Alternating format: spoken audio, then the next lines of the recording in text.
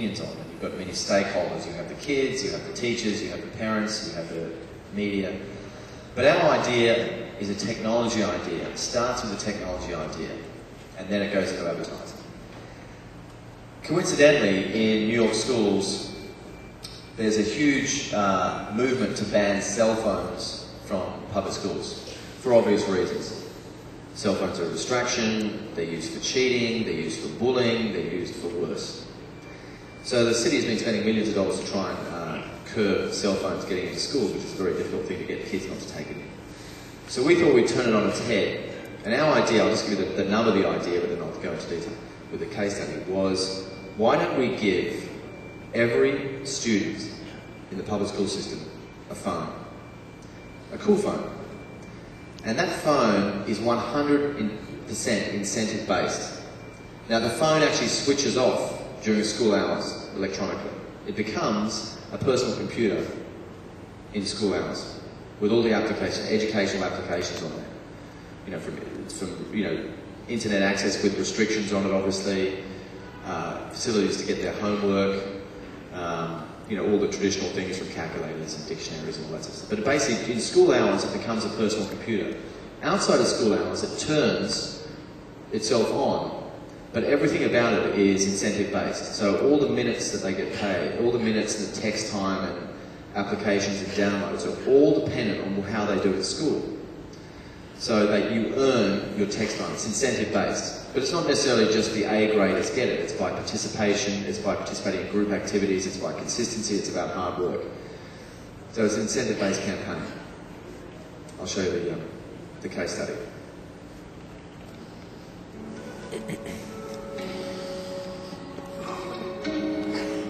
The New York City Department of Education wants to make academic achievement a product that every student wants, something as tangible and desirable as the hottest sneakers or the newest Escalade. We believe that success in this project requires an idea that lives beyond a media budget and ultimately becomes a permanent self-supporting resource for the Department of Education itself, a vehicle for communicating the benefits of learning. To look at how best to connect with young New Yorkers, we looked at how they connect to each other. Cell phones, although currently seen as a negative influence in schools, are nonetheless an inextricable part of young people's lives today. They are here to stay, so why don't we embrace the problem and make it work for the kids? If you simply think of a cell phone as an inexpensive mobile computer, which is exactly what it is, you can turn it from being the scourge of educators to the most useful and student-friendly tool in the education system. A problem reinvented as a student-centered solution. We got a great thing here. The million kids in the New York public school system will each receive the Million, a sleek, strictly limited edition and fully functioning cell phone service that is uniquely designed to inspire, promote, and facilitate education. It will serve as an integral tool to help them achieve their dreams. And once more, it's free. And here's the judo throw. The Million is a dual-functioning device. During school hours, it operates in the school's in mode, solely as a teaching tool, and outside school hours in the school's out mode, as a regular cell phone packed with great functions. In school's in mode, the Million delivers educational messages, class projects, homework assignments, multiple choice tests, spell checkers, dictionaries, and the occasional real-life message from a music or sports celebrity like Mos Def, Derek Jeter. And if PlayStation can have a hotline for help with the latest John Madden football game, the Million can have a hotline for help with the latest math assignment. The Million can provide everything a student needs to help them with their studies, from a Jay-Z wake-up call to public transit alerts. It can even act as their digital student ID. The disruptive aspects of cell phones, call and text functions, are simply deactivated during school hours, the exception being the necessary contacts for educational, parental, or emergency calls. The Million is inspired by and an extension of the HOPE incentive program. Outside school hours in school's out mode, the Million is a fully functioning cell phone that is fueled by achievement in school. In other words, the more a student uses it as a learning tool while in school, the more they'll get out of it while out of school. Improved attendance, participation, and grades are rewarded with airtime, text time, music downloads, movie tickets, discounts at partner stores across the city for clothing, sneakers, even pizza. Learning truly is earned. The operating cost of the Million will be offset by responsible on-screen corporate and commercial sponsorship, making it a self-financing and sustainable asset to the Department of Education and its students. It's a win-win for all involved. Studio with 35 people. We've launched for a younger demo, for 18 to 30-year-olds, a home shopping entertainment network. And it's all the content and all the shows are paid for by the brands. So that's all advertising. The shows, there's nothing more. So we call it QVC meets MTV. So there's sites in beta now. The big proper launch is going to be in June. But it's what it is, and what's amazing about it is it's completely transparent. And it's to this certain demographic are happy to be sold to in an authentic way. And all the storytelling comes from the brands. So it goes against the grain of everything I've been working towards before about telling stories and narrative and that. But in one demographic, there seems a place for it. It's not to replace anything, but it's there to have a conversation with the target audience. And every single thing on the site, we're not the e-commerce, we're the pre-commerce. So you can click on anything on the site and you get redirected to that on the brand site.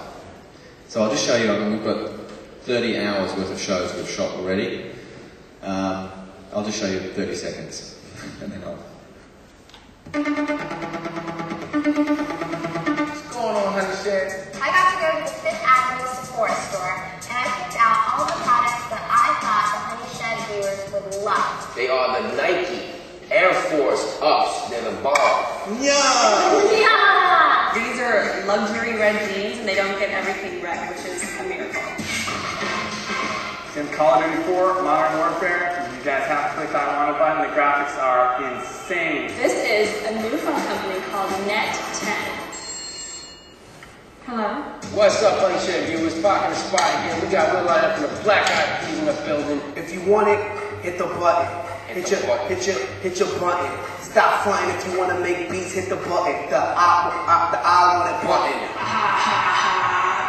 Snap, crackle, and we got here the Wonder Wheel, a new era fitted by Fur.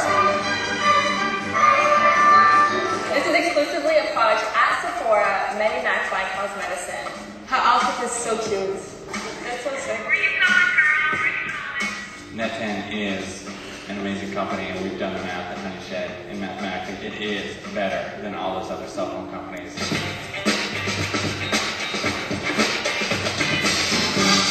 These shoes are exclusive to a store that we work with called Droga. And they put aside a special amount for us. And you can only get them from Honey Shed. And that's no joke, for real. Like, you cannot get these shoes anywhere but honeyshed.com. Okay, well, I thought you couldn't get these Joe's jeans. Yes, but we so fresh.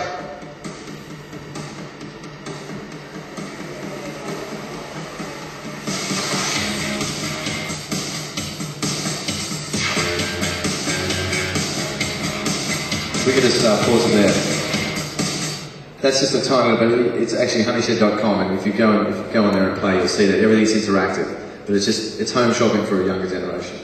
So we're trying many different things, and we're trying to show that creativity makes a difference. Creativity isn't this nice to have, fun feeling thing. It's just this subjective thing.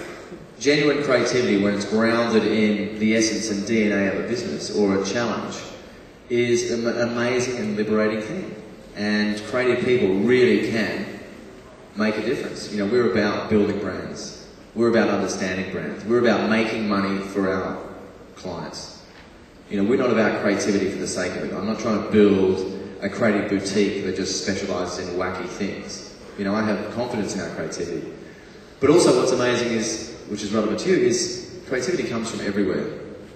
And I've travelled the world, and some of the most inspiring creative people have not come from the biggest markets that I've worked in. A lot of the people that I've hired have come from all these disparate regions around the world. And what's amazing is, the UK sort of, the essence of who they are as a brand is already set. Same with America, same with Australia. What's amazing about certain regions around the world now is they're finding their creative voice. And I can't wait to sort of see the work that starts coming out of regions like this, where they sort of hopefully don't need to feel that they have to sort of try and emulate what's being done in the UK or in America, because that would be artificial and not authentic. I think what's really important, and the countries that I admire, are the countries that find that connection between the national identity and the culture and the commercial needs, and get that flavour essence across. I look at Thailand, I look at Sweden. I mean, these countries that I find really interesting because they're big markets, but they haven't lost their identity. And in our industry, it's very easy for us to lose our identity. We look at work from around the world and we go, I want to be like that. And it's not about the execution. The only thing I can ever push is about being sincere about our creativity. I think that's the key. And all I've ever tried to do, as I said, is keep it simple, have it grounded in a real truth and insight, and then try and be as creative as possible, build from that. And not try and have an agency style, or the thing I'm proudest of to date is the differentiation between the work. I feel like I've been faithful to the challenges set to me, and I think that's the best thing I can ever do as a creative person, is try and do that. Haven't always been right, made some mistakes, but still trying hard, and hopefully we'll continue to do some good work. But I wish you all the best of luck. Thank you so much for inviting me to come and share, indulge by talking about some of the stuff we've done. It's quite refreshing. It reminds me that I have to keep on working hard to try and make a difference. But I think this festival is going to be fantastic, and it's very, very important. It's not just this festival isn't just for you guys. This festival is, is got to, and what you are doing here should be motivating and pushing the rest of the world to want to be as clever and inspired by you. So thank you very, very much. I'm sorry.